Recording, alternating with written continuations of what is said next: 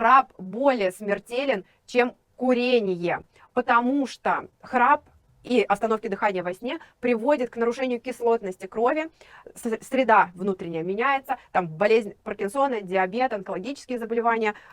все с этим взаимосвязано. И раньше говорили, что там курение, алкоголь самый большой вред, но сейчас уже доподлинно известно, и мы эти проблемы видим от детского возраста, мы начинаем лечить симптомы, а в итоге получаем человека, которому